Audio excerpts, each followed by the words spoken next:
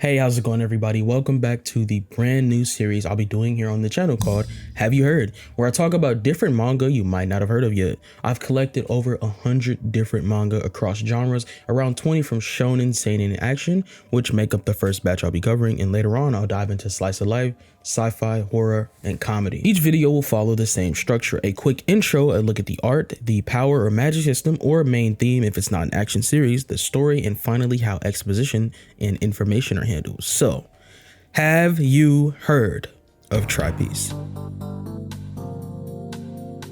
Tri-Piece is a manga written and illustrated by Maru Tomoyuki, first published on January 1st, 2010. It follows our main character, Nana, whose goal is to end all wars in the world.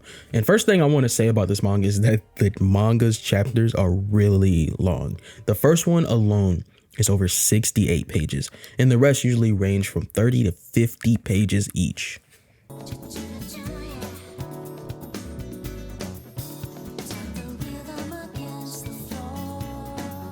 One thing I do really like about this series is its art. It's super fluid and expressive. The shading and lighting give a real sense of depth to each panel, but what really stands out is how Maru draws expressions. The level of detail in the character's eyes adds so much emotion and tension to every scene. It's one of those series where you can feel the tone shift from a single close-up. There isn't really a traditional power system in this manga. There's no magic or energy techniques, but people in this world can still do some wild stuff, like crushing robots with their bare hands. Instead, Tri-Piece focuses on philosophy, like the 3 laws of mediation. The first one being love. Love yourself and everyone else, as we all struggle to eradicate war. The second one is peace. The dream of a world without war is something everyone desires, or at least should. The third one is violence. Fine words alone won't change the world. Without power, peace means nothing. But every Tri-Piece member interprets that third law differently, and that's where the story really gets interesting, and I'm going to circle back to that when I talk about the story.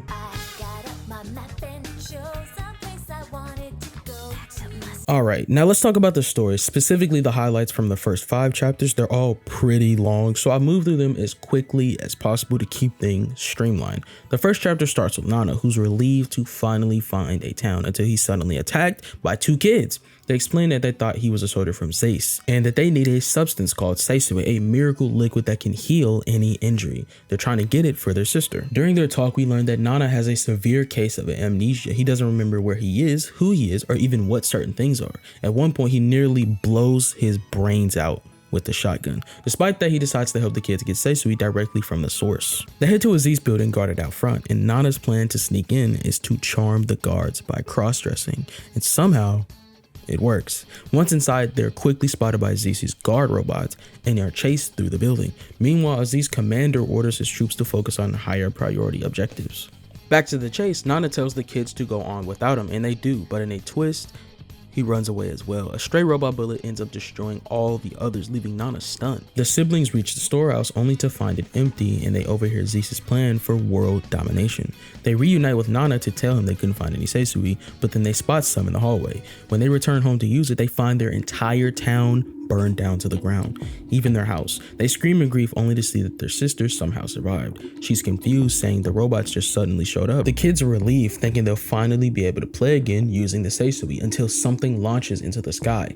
Tasha has a brief flashback, and then a massive explosion wipes everything out. Nana wakes up beside the Seisui, realizing he must have drunk some. He finds the 3 siblings, but the Seisui doesn't work on the dead. Devastated, he screams out and vows to erase war from the world. Chapter 2 opens with Nana reading about war after helping some kids with a cat, which somehow takes up half the chapter. A Zace airship appears overhead. And in chapter 3, Nana meets Agents of Tri-Piece, an organization dedicated to ending all wars. In chapter 4, Nana talks with them about joining since they share the same goal. One member agrees, but another immediately cuts in with, "This guy sucks." They go on to teach him about the 3 mediations and tell him he should find his own method to contribute to peace. Finally, in chapter 5, Nana develops his own 3rd law, his personal method to end war: cross-dressing. He disguises himself as a woman, risks his life, and pretends to be a part of Tri-Piece as his alter ego, Nanako.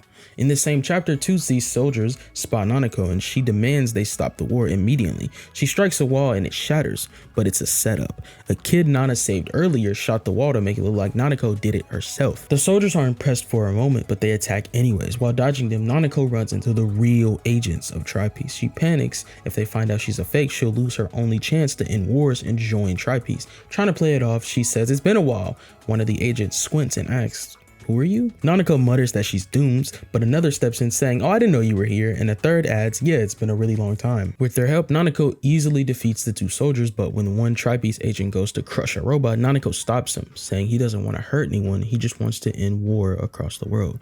Those words hit hard for the member who had rejected Nana earlier, still unaware that Nanako is Nana. And so, in the name of love, peace, and cross-dressing, Nana's mission to end all wars truly begins. Sorry I had to streamline this part so much. I originally had planned to summarize the first 11 chapters since they give a way better example of Nana's cross-dressing tactics, but that would have made the video way longer than I wanted.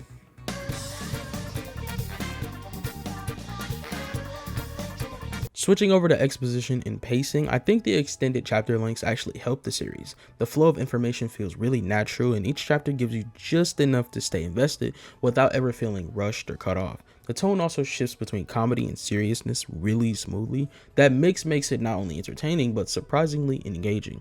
Like every time the tone changes, my brain just gets locked in. Like it just grips, you know what I'm saying? Like I just get gripped. Pause. That's all for this one. And if you guys enjoyed this and you plan to be there for the next Have You Heard, please leave a like and subscribe. But don't forget this. Fear God, love Jesus. Peace. In case I don't see ya, good afternoon, good evening, and good night.